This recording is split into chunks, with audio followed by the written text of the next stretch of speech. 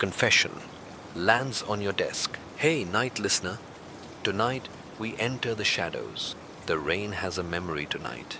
It taps against the windows like knuckles testing glass. A rhythm, half forgotten and half foreboding. Streetlights flicker orange halos onto soaked asphalt, while in the alley behind your building, footsteps echo just once, then vanish like smoke. Somewhere, a phone rings, but not for you. Not yet. If this story found you, maybe it's because you've been followed too. So, before we vanish into this mystery, like the video and subscribe only if you can handle the truth buried beneath the lies. Tell me, where are you listening from, and which calls to you more, the truth, the thrill, or the justice? Now lock your doors, take a deep breath, and follow me into the dark. It starts, as these things often do, with a manila envelope that wasn't supposed to be there. You don't remember receiving it. No one handed it to you. The timestamp on your desk cam shows an empty room. One moment your blotter was clear, the next. The envelope was there, right where your right hand usually rests, like someone knew where it would land. You open it like it might bite. No return address, no postmark, just a folded piece of paper inside, typed, courier font, all caps. I killed her. The confession doesn't stutter. It lists everything: the victim's name, the apartment number, the exact wound, the weapon. You'd be impressed if it weren't so disturbing. Except there's a problem. You flip open your phone, scroll through the forensics bulletin. The body was found this morning, 7:43 a.m., by a neighbor who smelled something. But this letter, it's dated yesterday, June 14th, and in the lower left corner, in shaky pen, please don't let them find the others. You smell the ink, still fresh, still bleeding into the paper's grain. This shouldn't be possible. But you've learned that in this city, truth has a twisted sense of humor. You call in the techs. They bag the envelope like it's radioactive. You pretend your hand isn't shaking. Later, you'll realize something even stranger. The folder it came in matches a case file already in your drawer. Same tab, same wear on the corner, same small crescent-shaped stain that only you knew came from an oversteeped hibiscus tea. But you chalk it up to coincidence, the first of many. You reread the confession. It's not just accurate, it includes details never made public. A chipped fingernail on the victim's left hand, the scent of almond oil in the air, the fact that her cat was locked in the bathroom, scratching at the door. You knew, but pretended you didn't.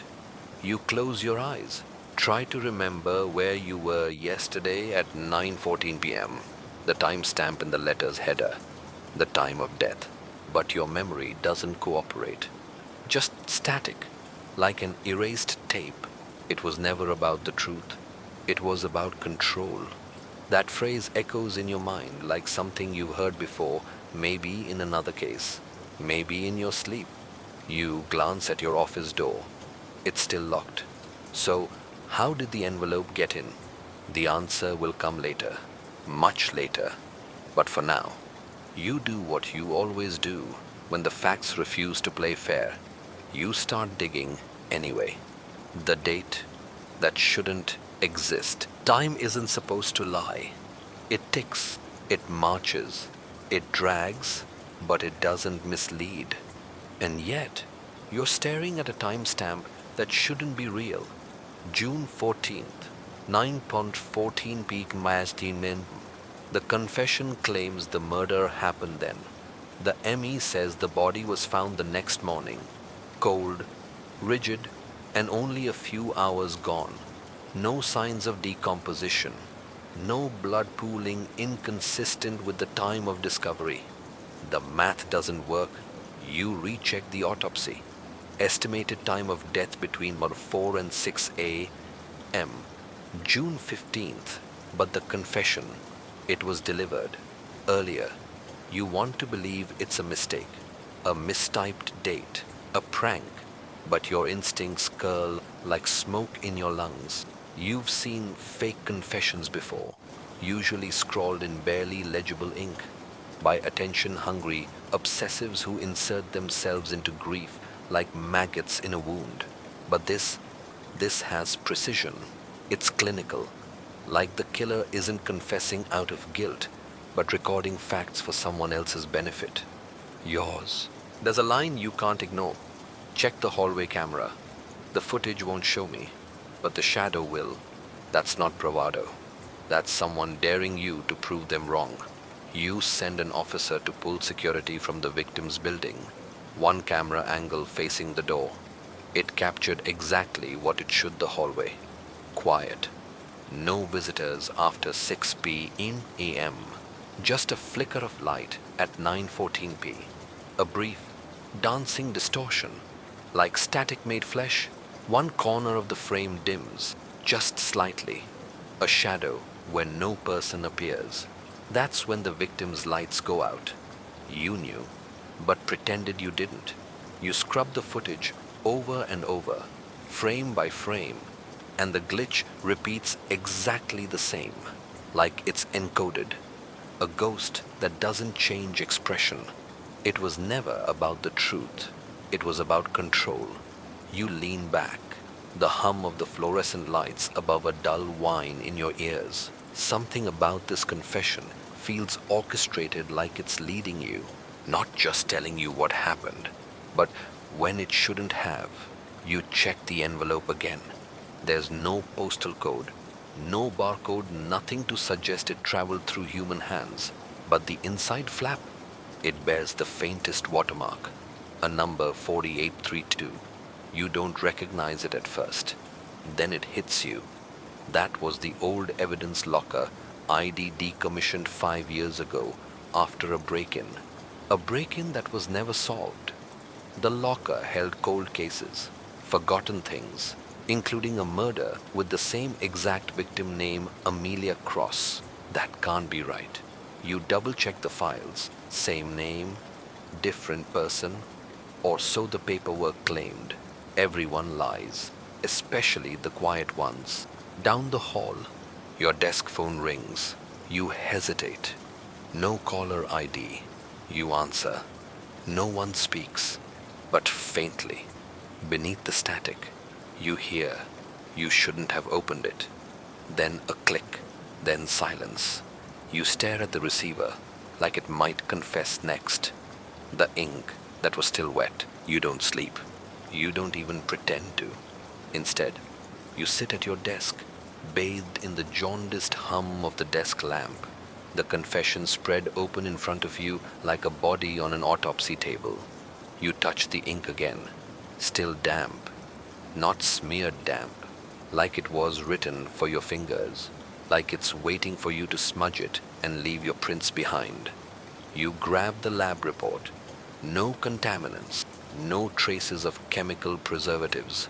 The ink behaves like it was written minutes ago. And yet, the envelope it arrived in, dry as bone.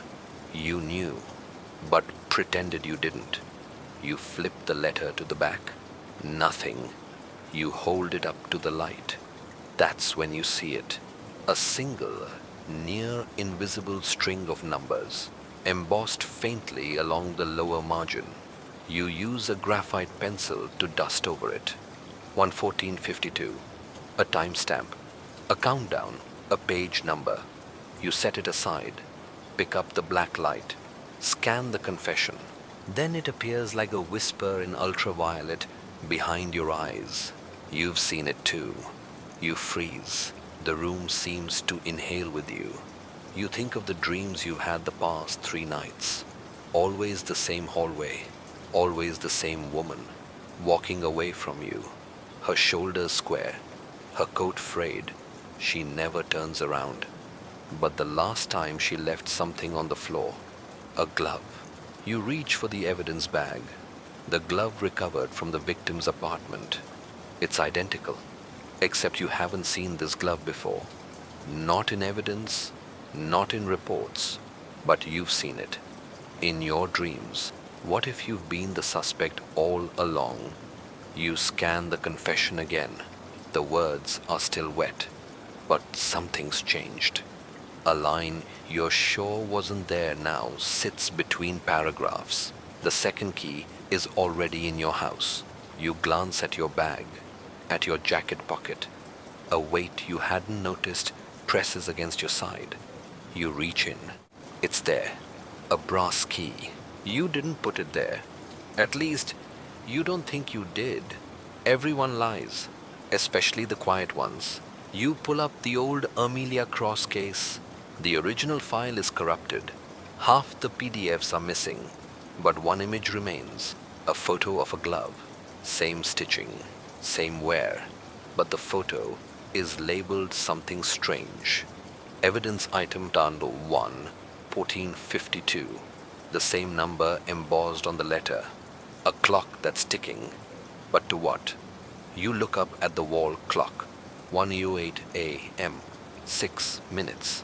You don't know what for, but you know better than to wait. You grab your coat, the glove, the key, and the confession. Because wherever this is going, it already knows you're coming. It was never about the truth. It was about control. A missing photograph reappears. The door clicks shut behind you like the closing of a vault. You're outside. The streets still slick from earlier rain. The city's asleep, but the dark never really rests here, just folds in on itself, hiding things until they come alive again. You head toward the precinct archive, key tight in your grip. You don't remember ever receiving it, but it fits your pocket like it's always belonged. And that bothers you more than anything. You knew, but pretended you didn't. Inside the archive, it's colder than it should be. You flick on the flashlight. The old cases line the shelves like tombstones, names you once whispered through clenched teeth, now stacked and sealed in manila. But your target is digital Amelia Cross, closed but never quiet, labeled under case number 3994B. Except that file vanished last year during a system purge no one took credit for. You bypass the login screen, fingers moving without conscious thought. You tell yourself it's just muscle memory, routine from years of doing this.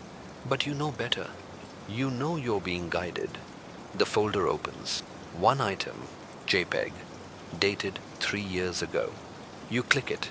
It's her, the victim from the confession, sitting in a sunlit kitchen, face turned, mid-laugh, wearing the same frayed coat from your dream. And next to her, half cropped out of the frame, is a gloved hand holding a camera. Not hers, someone else's. The time stamp torpedo, the same number. Again, like a tattoo you can't scrub out of this case. You scan the image metadata. No camera ID, no GPS. But the creation date is yesterday, not 3 years ago. Yesterday? What if you've been the suspect all along? You print the photo, slide it into your coat. The light in the archive flickers just once, and then everything hums into silence. That's when you notice something wedged between the file drawers. A strip of Polaroid negatives. You raise your light. The same photo, only this time, the woman's face is looking directly at you. Eyes wide, mouth open mid-sentence. But it's the background that makes your breath freeze. Reflected in the cracked kitchen mirror behind her is you, or someone wearing your jacket, the one you're wearing right now. You step back, heart hammering. That mirror, cracked in 3 jagged lines, matches the one in the crime scene photos from the Amelia Cross case. But that case was filed as a break-in. No violence, no death, no mention of this woman, and no confession, except for the one you now hold. You scan the negatives again. There's a second photo. A child's drawing taped to the fridge. You zoom in. Crayons in jagged lines. A house. A figure in the window. And written in shaky block letters across the top.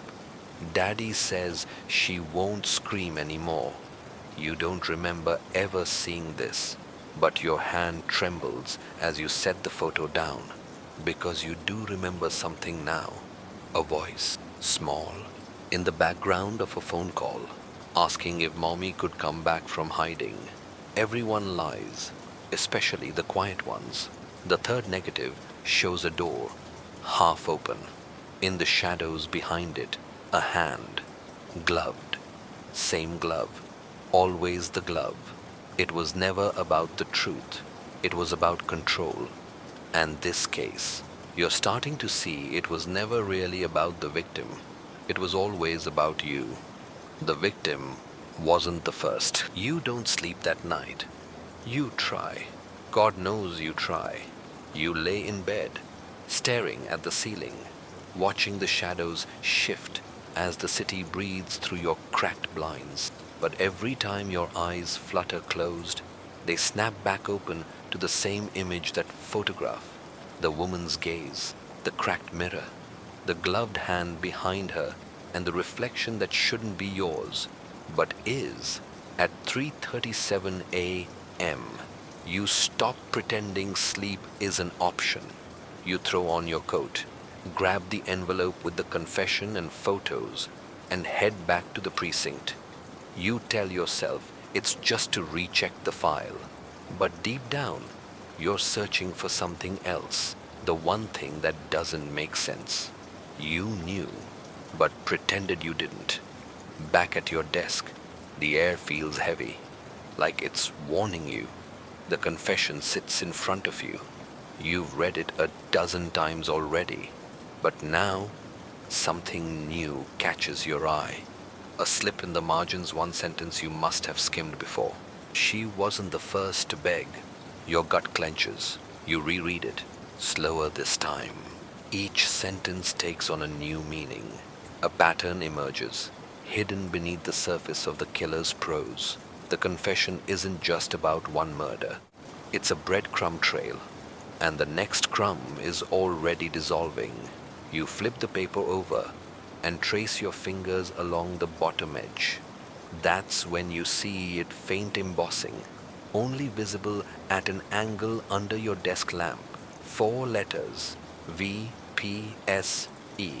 You don't know what they mean, not yet, but your pulse kicks. You run the initials through the database. The screen flickers, then vanished persons, special exemptions, a file you were never meant to see. You override the clearance protocol. It takes 3 attempts. On the 4th, the folder opens, and what's inside stops your breath cold. 6 missing persons reports, all unsolved, all women, all connected by one detail. Each had filed complaints against someone in law enforcement. Someone like you. No, someone you know. You pull up the internal affairs logs, cross-reference the badge numbers. 5 different precincts, but one name keeps surfacing. Detective R. Lennox. You haven't heard that name in years. Lennox retired early. Quiet exit. No ceremony, no farewell party. Just gone. Everyone thought he moved to Florida. You'd seen the man once briefly during a shared case 5 years ago. Now you realize the first victim in these reports, she'd been his informant. And now she's gone. Like the others, everyone lies, especially the quiet ones. You sift through more files. Another red flag. Each woman had filed for protection, and each order was delayed in processing. All were approved post-disappearance. One of them had even left a voicemail on record. You click play. The voice is trembling. If anything happens to me, it's Lennox. He said I'd disappear like the others. He said no one would ever know. The file ends with static. It was never about the truth. It was about control. And this confession, it reads like a dare, like someone wanted it to be found. But not by just anyone, by you. Because this isn't just about the woman in the kitchen photo anymore. It's about a string of cases buried beneath red tape and silence. You scroll back to the metadata of that JPEG. There's a hidden field. Under author, one word, listener. Not a name, a message. It's addressed to you. What if you've been the suspect all along? The screen goes black, then flashes once briefly before returning to normal. But in that flicker, you swear you saw your own reflection in the monitor. Only your face was smiling, and your hands were wearing gloves. The one survivor never spoke again. You track her down using the only clue that doesn't feel like bait, a fragment in the confession that mentions the one that got away, but left the silence behind. There was one survivor in the VPNE files, just one. Name, Claire Morrow. Status, alive. Condition, unwilling or unable to speak. You remember the case vaguely now. A nurse found her unconscious in a parking lot near a burned-out motel. No ID, no memory. No one came looking. She was listed as a transient with PTSD so severe she hadn't spoken since being found. But you didn't look close enough. No one did. You drive to the care facility. It's raining again. Of course, because the truth always shows up wet, dripping, and 2 hours too late. Inside the facility, you sign in under your badge name. The nurse gives you a cautious glance. She doesn't like uniforms, she says, but maybe you'll be the one to get through. You aren't sure if that's hope or sarcasm. Claire Morrow sits by a window, her profile framed by the storm. Her fingers trace invisible symbols on the glass, like she's writing a letter to someone on the other side of the pane. You pull a chair up, close enough to see the half-healed scars down her jawline. She doesn't flinch when you sit. That's worse somehow. You hold up the photo, the cracked mirror one. Her eyes freeze. Then slowly, she blinks once and drags her fingers across the glass, smearing one of her invisible sentences. A name forms in the condensation, Lennox, and then, just beneath it, another word, listener. You knew, but pretended you didn't. You ask her what she remembers. She doesn't speak, but she stands. She walks barefoot to the small bookcase by the door. She pulls out a journal, worn, spine cracked, cover torn. She hands it to you. Inside are pages of repeated phrases, dozens of them written in tiny, spiraling script. He told me what I'd say before I said it. He said I was just another version of her. I heard my voice saying things I never thought. The listener writes the script. One phrase is circled over and over. He said he'd confess, but only the part you already believed. Your stomach knots. You flip to the last page. A hand-drawn clock. No numbers. Just the word nowhere scrawled at every position. And beneath that, a crude sketch of a figure with no face, wearing headphones, seated at a typewriter. Everyone lies, especially the quiet ones. You look up and Claire is gone. Not out the door, just gone. The nurse rushes in seconds later. You saw her? She asks, her voice tight. You nod. She stares at you, confused. That's not possible, she says. Claire died in her sleep last night. We found her this morning. You freeze. You describe the woman, the journal. She shakes her head. Claire was cremated. There's nothing left. But you're still holding the journal, still staring at the last drawing, the faceless figure at the typewriter, and the word scribbled at the bottom of the page. You. It was never about the truth. It was about control. And you've just stepped into someone else's ending. written in your voice, the photograph that wasn't taken. You don't sleep that night, even with the door locked, even with the lights on. The journal rests on the table like an open wound. You flip through it so many times the pages creak. But there's one page you haven't touched. The center, taped shut. A single Polaroid backing visible beneath the yellowing edge. Your fingers tremble as you peel it back. It's not blank. It's worse. It's a photograph of you. Not just recent, you're sure it was taken today. You're outside the care facility, talking to the nurse, head tilted, mouth mid-sentence, the exact moment before you asked about Claire. But no one was there. You would have noticed a camera. You swear you would have felt it. A chill crawls down your back. Not the kind from weather, but the kind that comes when you realize someone has been crafting your movements like chapters in a novel. You place the photo next to the confession from earlier. The dates don't match, but the handwriting does. Same slant, same pressure, same ink, same author. Whoever's been controlling the narrative knew you would find it, knew you'd come here, knew how long you'd stare. You turned the photo over. 3 words, scribbled in the corner. No flash required. You knew, but pretended you didn't. You try to rationalize it. Maybe the photo was planted in advance. Maybe it's a sick prank, doctored with AI. But deep down, you know better. You check your phone. No messages, no alerts, except one new file in your voice memo app. It wasn't there before. It's titled, Before You Hit Record.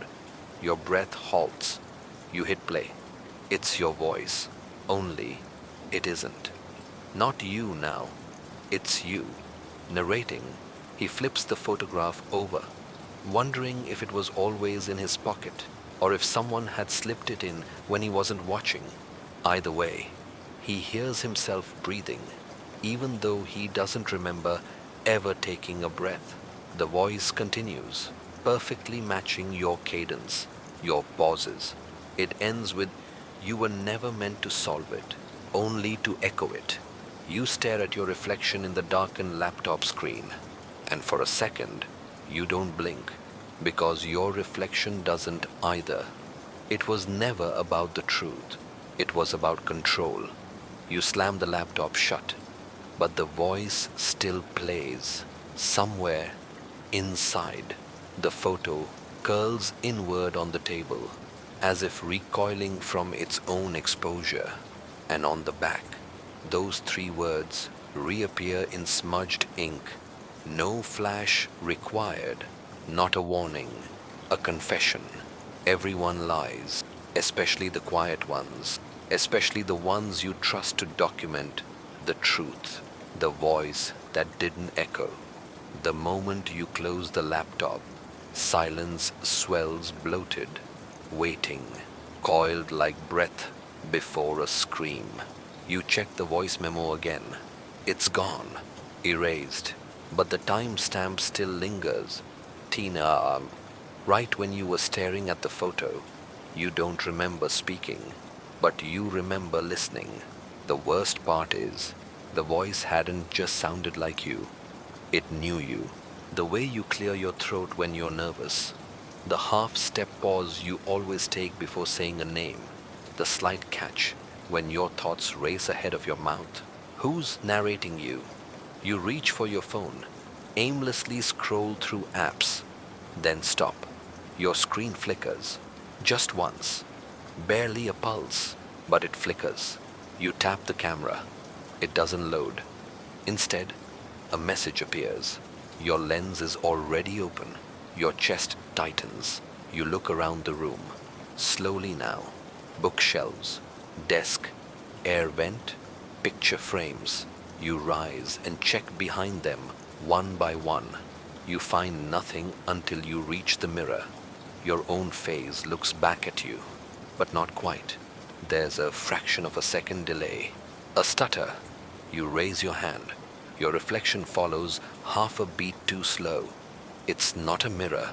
It's a screen.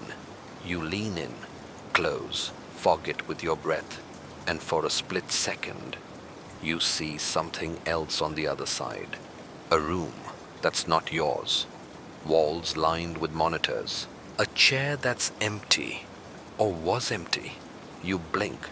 It's gone. It was never a mirror.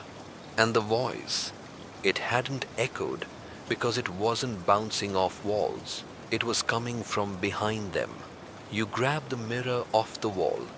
Behind it, taped to the dry wall with brittle yellow tape, is a cassette recorder. Real old school. Analog. Inside a tape labeled Echo 001. You press play, but nothing happens. Just a low hum, a wobble of white noise, then your voice again. Desperate, hurried, whispering, "If you're hearing this, then it's already too late."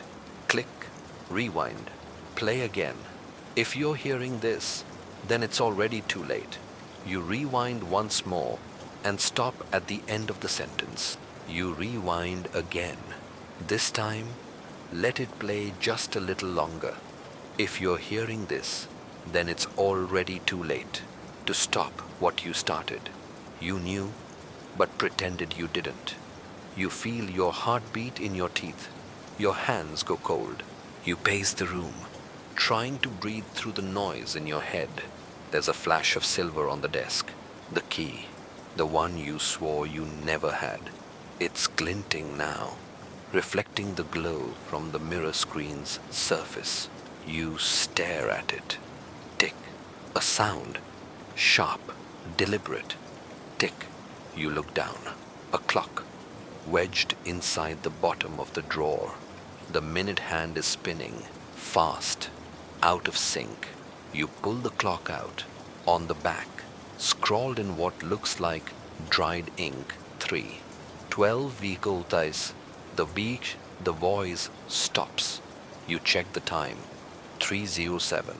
5 minutes to figure out what that means. 5 minutes before the voice, your voice goes silent forever. What if you've been the suspect all along? You stare at the photo again. This time, there's another figure in the background, blurred, watching you. It was never about the truth. It was about control. The ink that wasn't supposed to fade. You rush to your old notebook, the one you haven't opened in years. The leather cover is cracked, warped from time, and something else you'd rather not name. You flip past sketches, half-written poems, police case notes, scattered thoughts. Then you see it, a list, titled Confessions That Weren't Mine. You don't remember writing it, but the handwriting is unmistakably yours, slanted.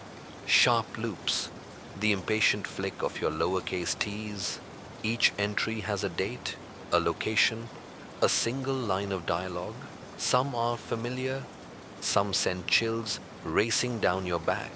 But the last one, the one at the bottom, is fresh. Too fresh, still wet. It reads, "I didn't kill her, but I made sure no one else could prove it." You freeze. That's the sentence from the confession. The one that stuck in your throat the first time you heard it. The one you didn't say out loud but thought. And there, next to it, a fingerprint, smudged. Yours? No. Too small. The fingerprint is almost childlike. And that's when you notice the ink is vanishing. Letter by letter, the confession is fading, like it was never there to begin with. You lift the page toward the light, tilt it, reverse it. Nothing, blank, until you turn it over. A mirror message reveals itself in blacklight ink, faint, but pulsing with urgency.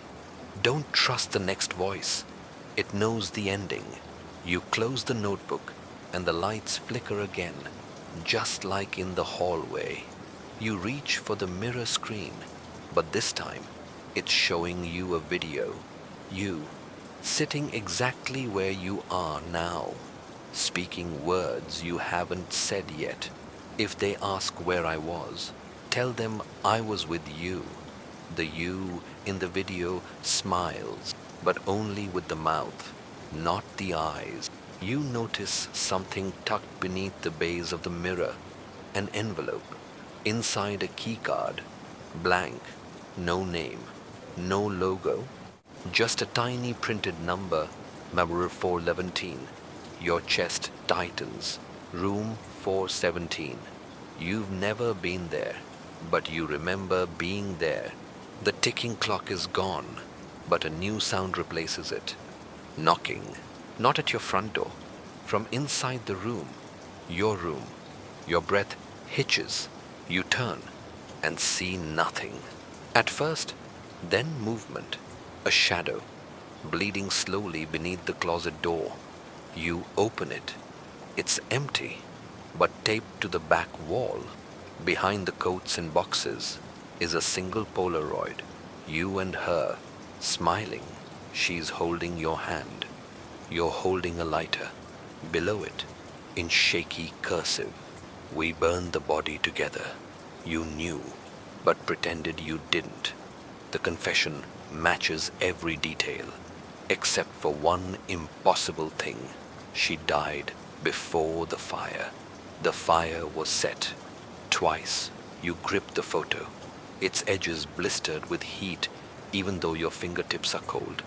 She's smiling in it, too brightly. The kind of smile that hides screams behind teeth, and your hand on the lighter feels too natural, like you've done this before. The memory doesn't arrive. It erupts. Ash in the air, that sharp bite of gasoline, your knuckles raw from prying something open. Wooden metal, a chest. No, a trapdoor. Your ears ring from the roar of fire, but not the fire you lit. You realize it wasn't the first blaze. It was a second, a cover-up. And the worst part, you didn't ask why. You just helped her strike the match. It was never about the truth. It was about control. You set the photo down. It curls inward again, as if shamed by its own exposure. Your eyes drift to the mirror. The video's still playing, but now it's reversed. You're the one watching yourself, saying nothing, staring, judging. You feel the weight of something in your pocket, not your phone. Something smooth, round. You pull it out. A ring, not yours, inscribed inside, "To C from M." Until the ash fades, you don't know a C or an M, but the ring fits your finger perfectly. You slide it on, and the room groans. A creak, just one, echoes from behind your bedroom wall. The one you've never opened. The one behind the old armoire. You shove the furniture aside, expecting drywall. Instead, you find a door, small, just your height, locked. You try the key card. It hisses green. You pull the door open, and a wave of cold, mechanical air spills out. Not a room, an elevator. Inside, the number 417 is glowing, already selected, as if expected. You step in. You shouldn't, but you do. The doors close, and you descend. There's no music, only a woman's voice in the speaker above you. Calm, familiar. She says, "You were with me the night it happened. You swore to never remember." A cracked mirror hangs in the corner of the elevator. Your reflection is fractured across it. One shard shows a blood stain on your collar. Another shows your hands gloved. Another your mouth, smiling. Everyone lies, especially the quiet ones. The elevator stops, dings once, then twice. Door opens. You step out into room 417. It's not a room. It's a crime scene. Tape lines the floor in a familiar shape. A body once lay there, but there's no body now. Only another photograph. On the back, a message. "You promised me the fire would be enough." You didn't promise that, did you? You walk to the corner where the camera hums softly. A light blinks, recording. But who is watching? The message repeats in reverse. The camera blinks again, once, then twice, and then it stops. No light, no hum, just silence thick enough to chew through. You reach for it, but it recoils with a mechanical whir, retracting into the wall like it was never meant to be touched. The air in room 417 is stale, like sealed paper and dying breath. You scan for clues. Anything but the room is bare. Almost. A cassette recorder sits on the lone desk, dustless, waiting. Beside it, a note written in looping cursive. This part isn't recorded. It's remembered. Your thumb hovers over the play button. You press it. Nothing happens at first, just static. But then your voice filters through, garbled, distant, almost like sobbing. You listen closer and realize the voice isn't just yours, it's hers, layered beneath Claire, her laughter, but twisted, spliced in reverse. The tape warps, slows, then whispers something that chills your spine. You buried it deeper than the flames ever could. You rewind it and play again.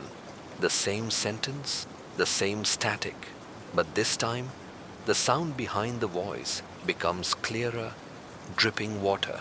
You turn toward the far wall, where you swear a darkened corner breathes differently than the rest of the space. You step forward, and the wall opens, not like a door, but like a sigh. The wallpaper peels, revealing blackened metal. A ladder descends downward, into what smells like soil and secrets.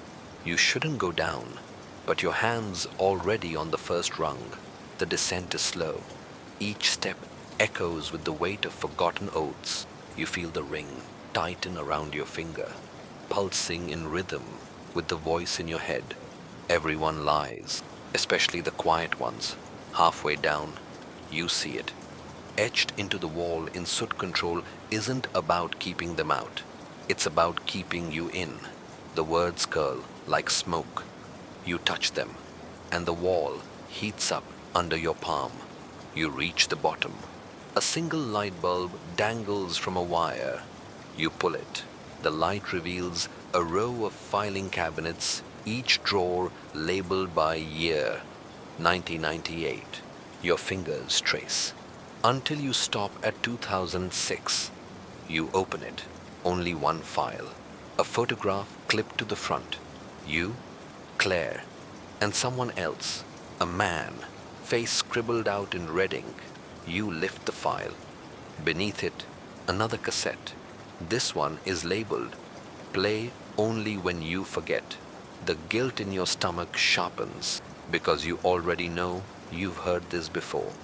You slot it into the recorder, the same one you carried unknowingly since Section 2. The voice begins. But it isn't yours, it's his, the man in the photograph.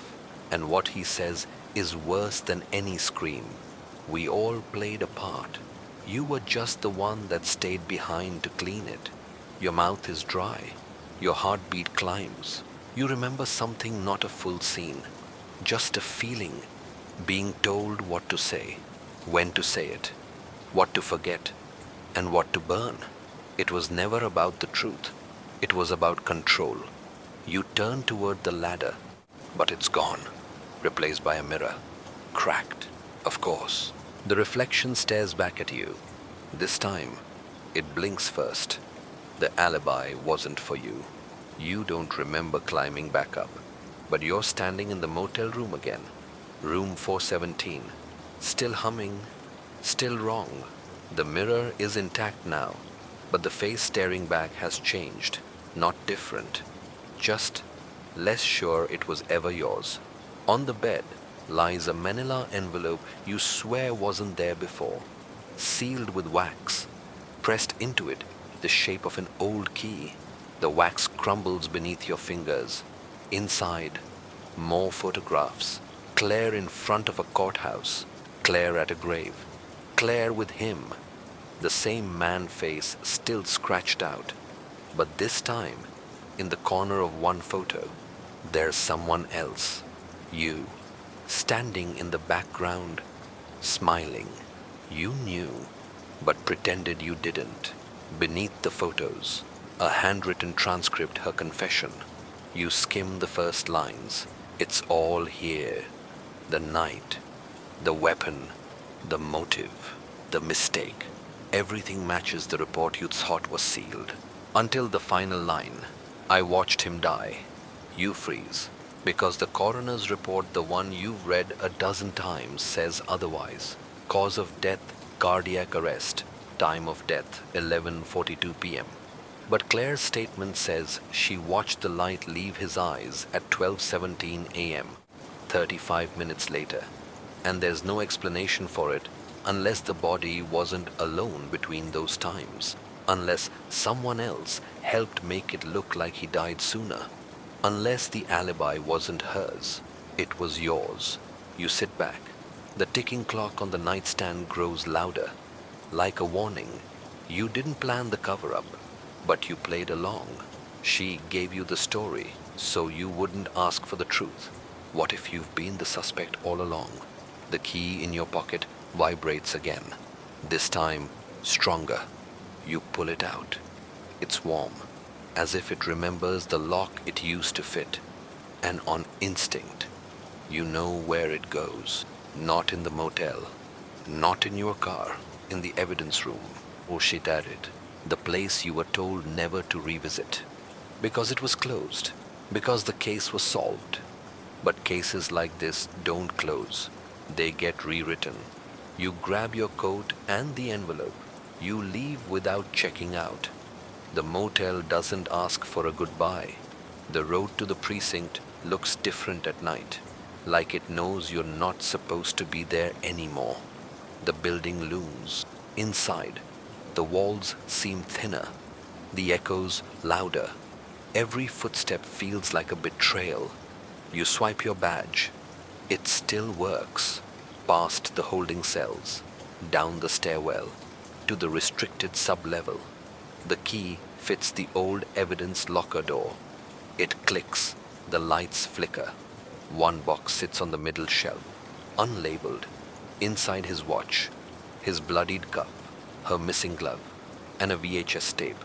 Handwritten on the side, February 14th, basement feed. You don't remember a camera being in that room. You remember filing the report, but not reviewing footage. You slide the tape into the dusty machine in the corner. The screen fuzzes and then clears. Claire, you, him.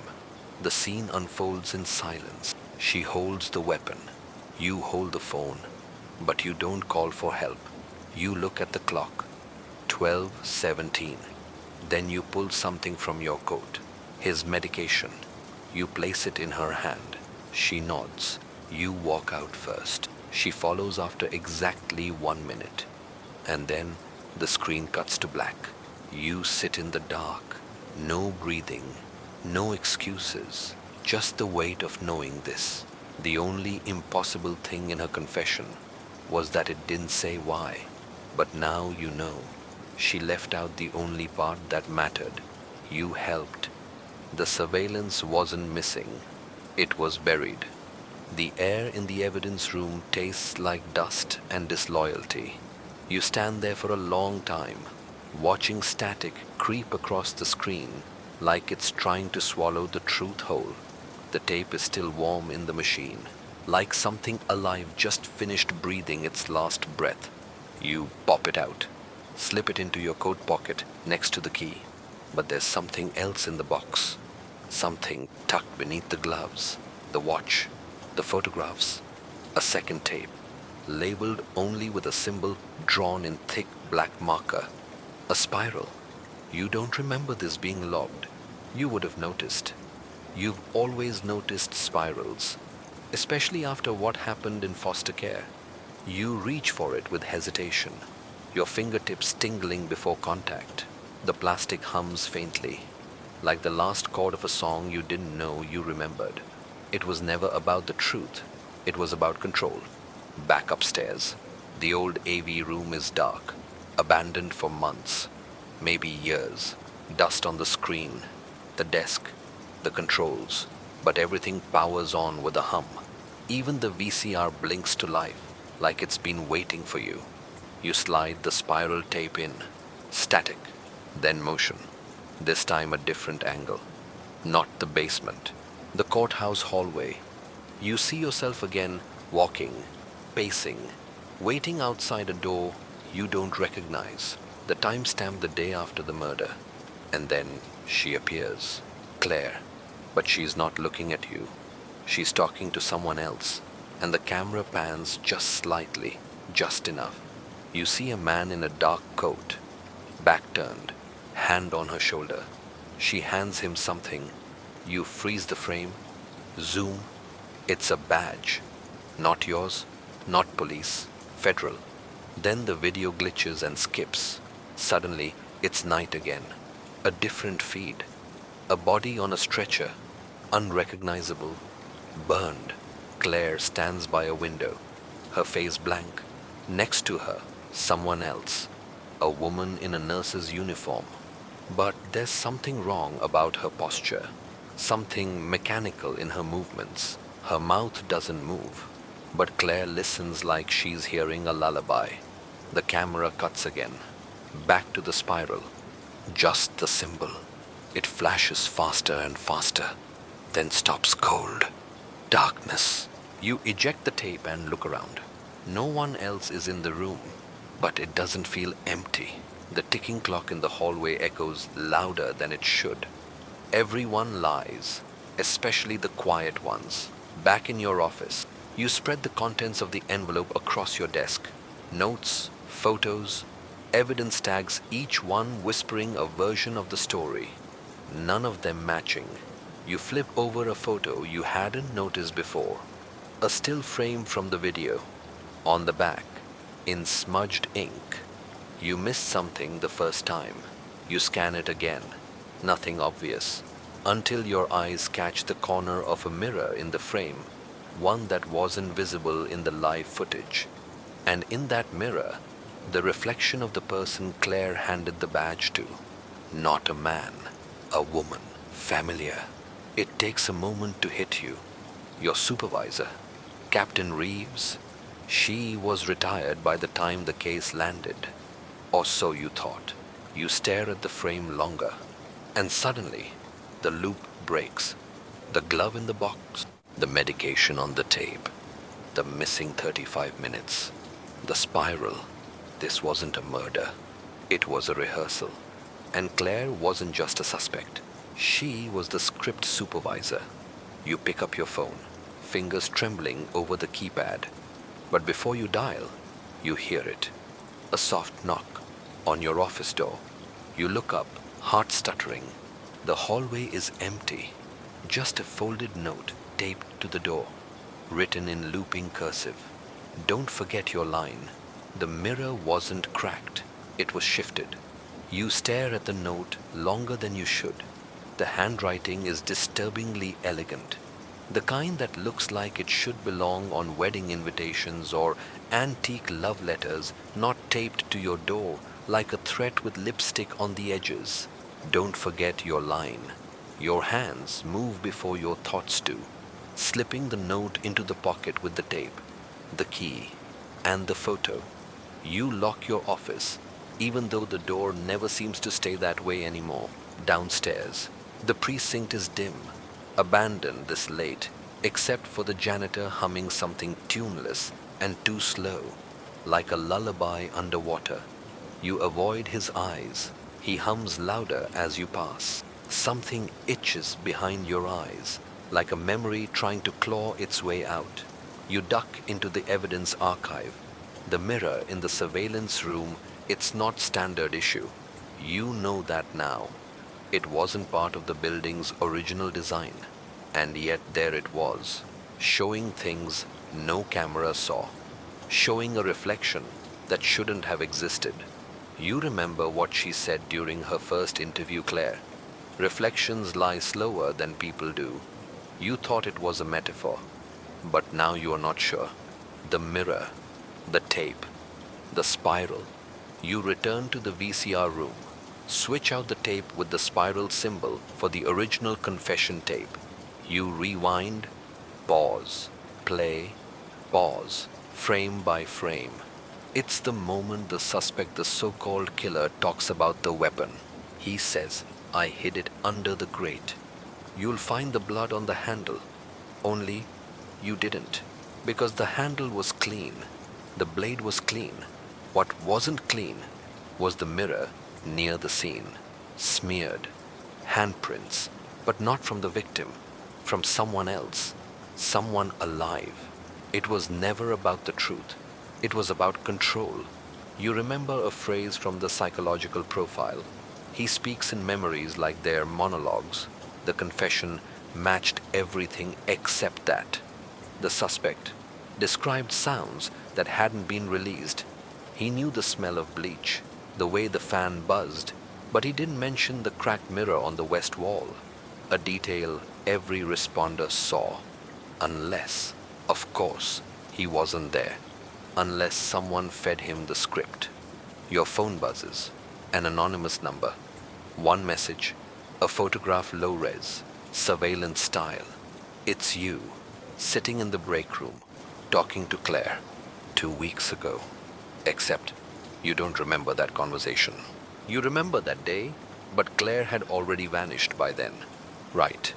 You zoom in. The angle is wrong.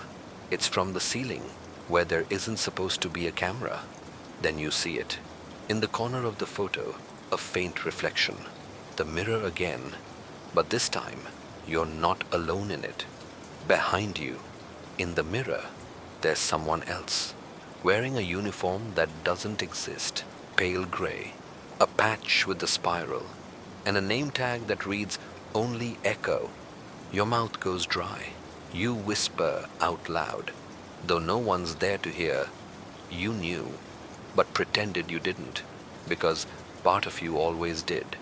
Since the first glitch, since the first dream that wasn't a dream, since the voice on the phone that said, "We just want you to see clearly again." You remember a drawer you never checked. Back in the interrogation room, you raise there. It's quiet. The light flickers like always. Inside the drawer, buried beneath old forms, you find it, a spiral-shaped key. Cold, heavy. It doesn't match any lock you've seen, but it's yours. You know that now. As you slip it into your pocket, something behind the one-way glass catches your eye. The mirror doesn't reflect you. It shows someone else entirely. Claire, sitting at the table, smiling and mouthing 2 words. "Your turn." The voice said what you were thinking. You don't scream. That's the most unsettling part. You don't panic, don't run. You just freeze. Because deep down, part of you expected this. The reflection never really lined up with reality anyway. Did it? For weeks now. You've caught yourself staring just a little too long in mirrors, waiting for something to be off. A flicker, a shadow that lags, an expression that isn't yours. But this time, it's Claire in your seat, in your suit, and she's mouthing words you hadn't even spoken aloud, only thought. Your turn.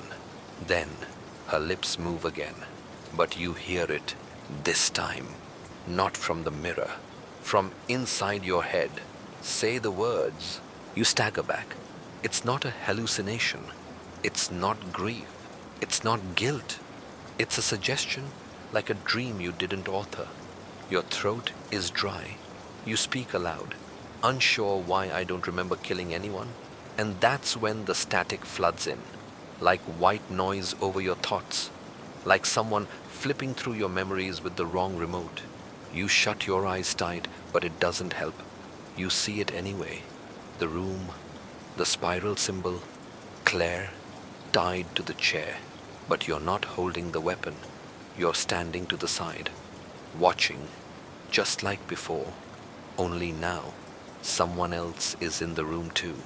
A man in the gray uniform, The echo tag again. He whispers to Claire something you can't hear. She looks up and smiles and says, "He'll believe anything if you give him guilt." You jolt upright, back in the interrogation room, gasping. Reality resets around you. But something's wrong. Your pocket is heavier. You reach in and find something new.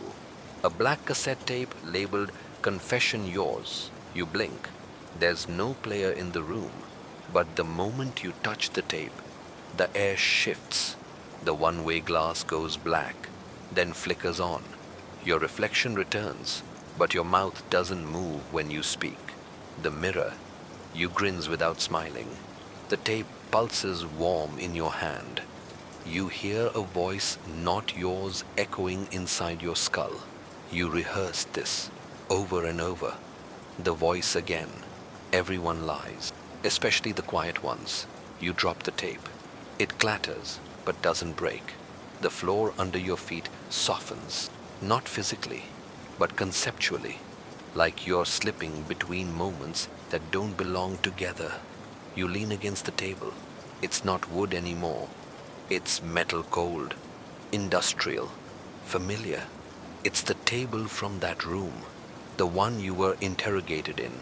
Not Claire, not the suspect, you. And this time, when the mirror shifts, the person watching isn't Claire. It's you, older, more tired, eyes filled with pity, holding the same spiral key. You whisper again. It was never about the truth. It was about control. The key in the mirror turns. A door opens somewhere you can't see. Then silence. Then the final whisper, not from within, but beside you. Say the words, or someone else will. The tape recorder on the table flicks to record. A red light blinks. You look up, and you say what you were trained to deny. This is my confession. The missing hour was found, but not by you. The red light blinks, steady as a heartbeat. Your voice trails off. The confession you just started hovers in the air, unfinished, like a sentence interrupted by a breath that never came. You blink, and the room shifts again. It's subtle at first, just a change in the hum. The overhead light seems lower, dustier. The air has a copper tang to it now. Not blood, not exactly. Memory, maybe. The tape is still running, but the recorder has changed.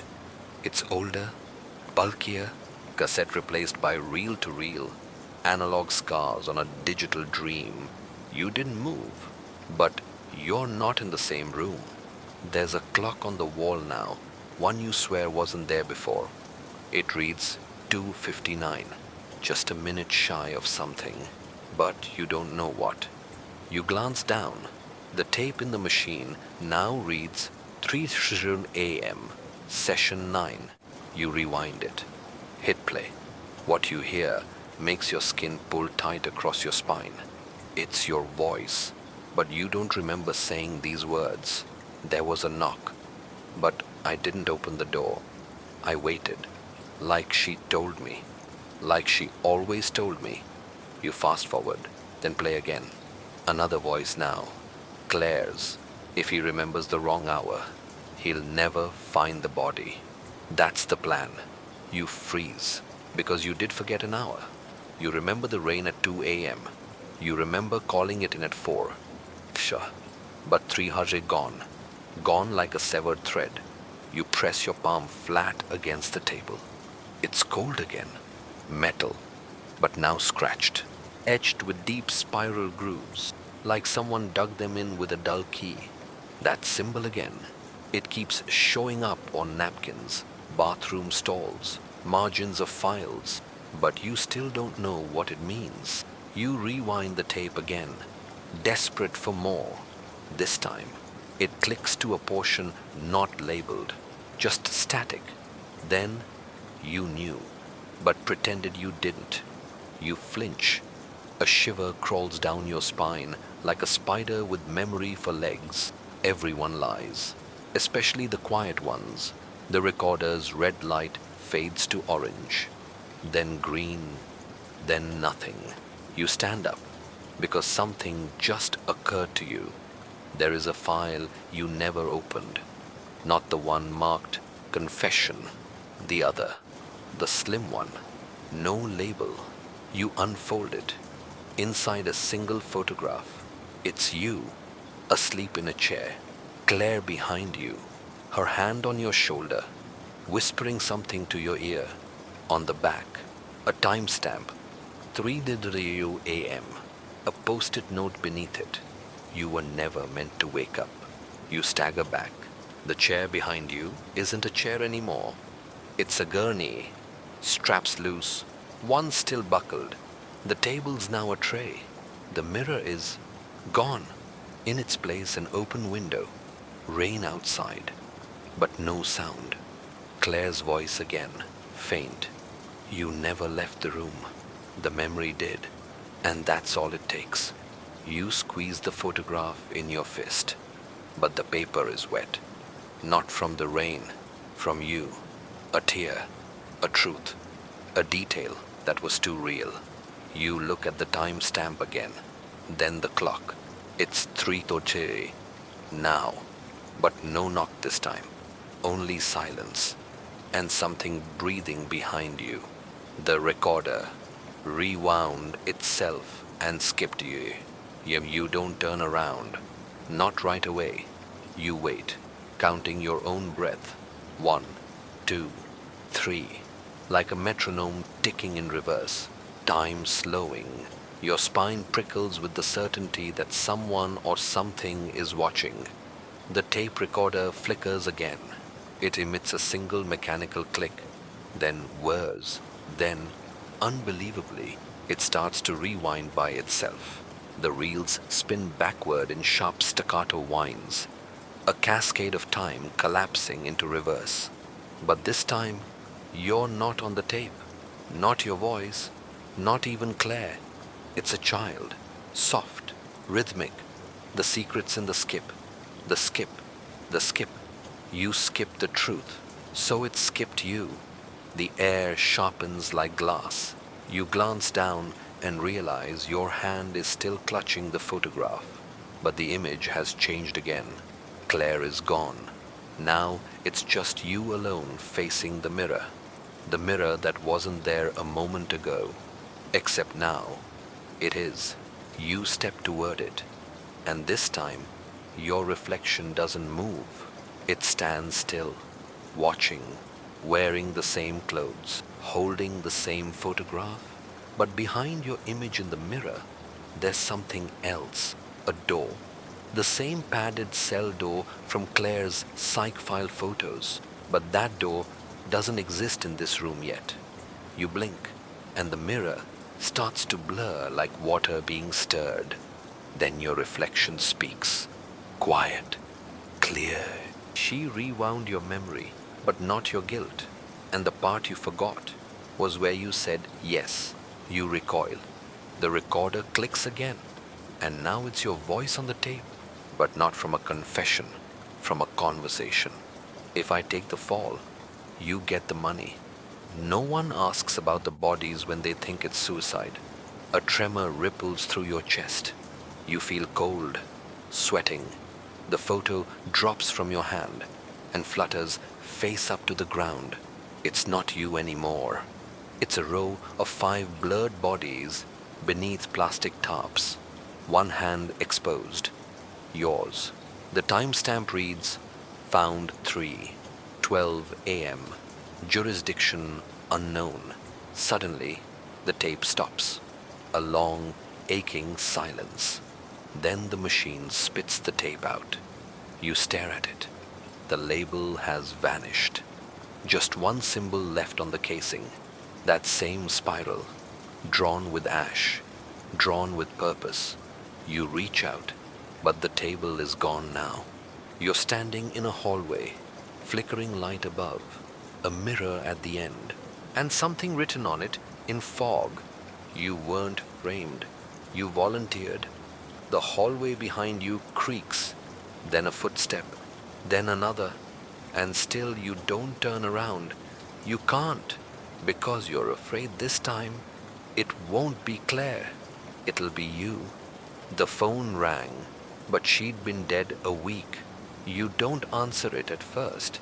The sound is so surreal, so jarringly normal in this place, that for a second you think it's a trick of memory. But it rings again, shrill, stubborn, as if it's been waiting all this time for you to arrive at this exact moment. The phone is an old rotary, yellowed plastic, the kind you remember from your childhood kitchen. It sits on a small table in the corner, except there wasn't a table there a moment ago, and this room wasn't part of the floor plan. It rings a third time. You pick up the receiver, but you don't say anything, because you know what's coming. Her voice. You took too long. Claire. But it's not a recording.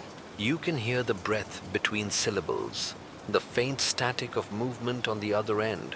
This is live. You want to scream. You're dead. But something deeper in your gut, something primitive, knows better.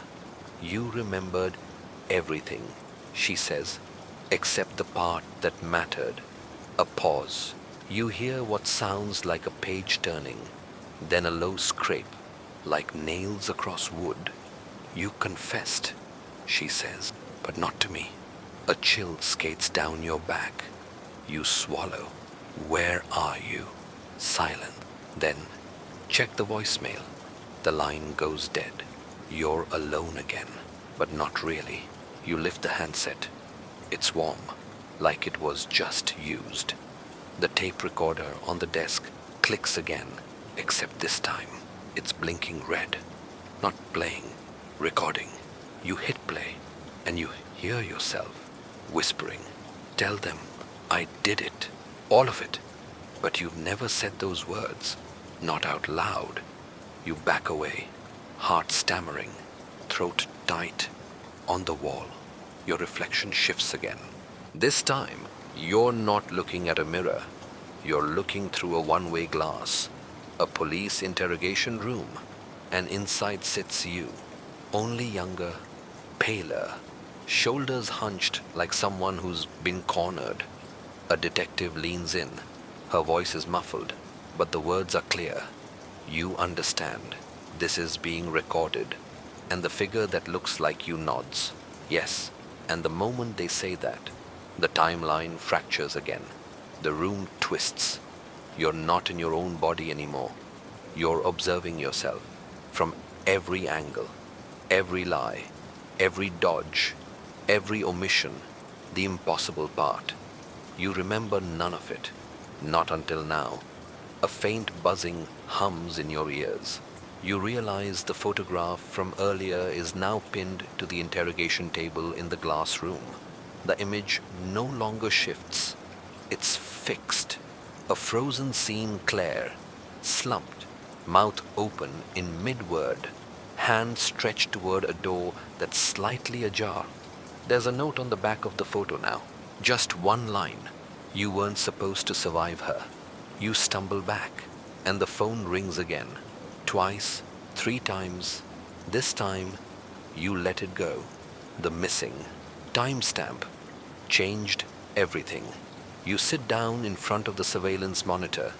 The room hums with soft electricity, the kind that makes the hair on your arms stand up. Rows of grainy footage flicker like old memories, refusing to stay buried. You scrub backward through the timeline again and again, watching for that one moment, the one that doesn't make sense, the one no one bothered to question because it was too complete. The confession matched every detail, every time, place, weapon, movement, except the timestamp on camera 12. It's wrong by exactly 7 minutes. 7 minutes that shouldn't exist. 7 minutes where Claire was seen alive after her time of death had already been logged. You freeze the frame.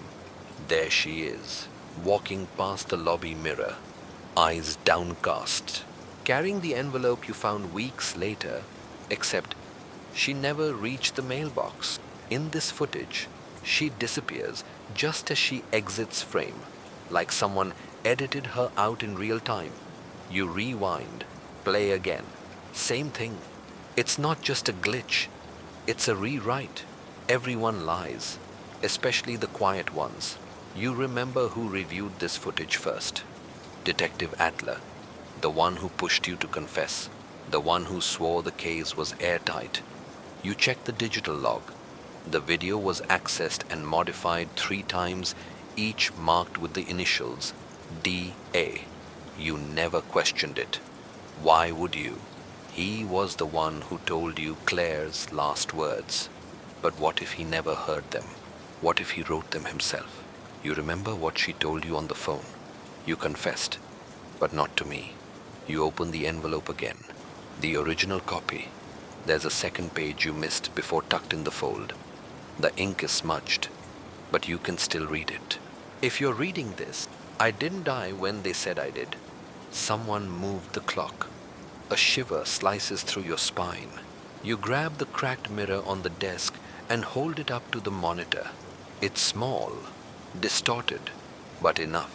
In the frame where Claire disappears, a silhouette lingers. Not yours, not hers. Adler's. The outline is unmistakable. He's standing at the door, and his hands are empty. But in the next second, he's holding the envelope, which means he was the last person to see her alive, or the first to see her dead. You don't know which version of the truth hurts more, because either way, it means you weren't alone that night, and someone used your silence as an alibi. The monitor screen blinks once, then the footage deletes itself, line by line. You try to stop it. Too late. Only one frame remains, a still image. You, smiling, smeared with rain, holding a burnt tape recorder, captioned with today's date, and the words he knew, but pretended he didn't. You turn away, but the mirror doesn't follow. It stays fixed on the version of you that never looked away. The final word wasn't hers after all.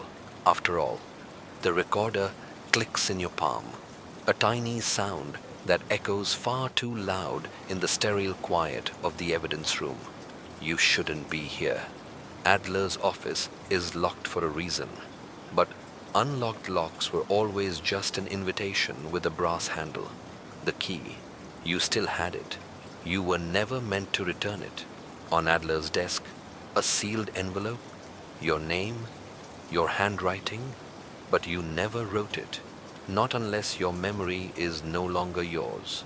Inside a single photograph, Claire, seated in a plastic chair, arms folded, looking straight into the lens, a timestamp in the bottom corner dated 2 days after her death certificate. You flip it over. He made me disappear, but he's not the one you should fear. Your breath catches, not from shock, from recognition. The handwriting isn't Claire's. It's yours, but not written with your hand. Written with your patterns. Someone copied you, forged you, and used you as the perfect cover story. The confession was yours, except for one impossible thing. You weren't even there. You read the transcript again, the one that was filed with the court.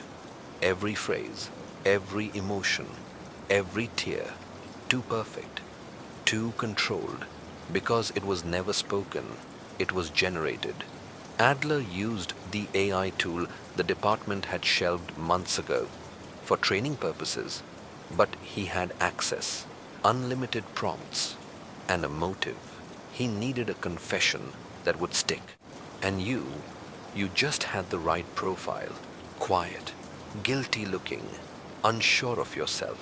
The kind of person no one fights for. Until Claire did. She knew the tool was being used, had traced the output signatures, and that's why she vanished. Not because she ran, because she was erased.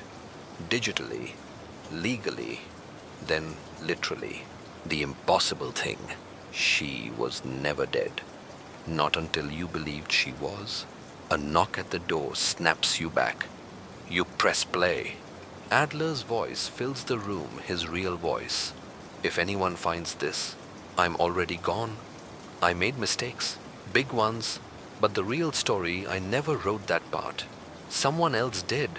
A silence, then static, then a whisper you can't quite place. It sounds like Claire, but it could be you. The difference no longer matters. You pocket the photo and walk out. There's no need to leave the tape behind.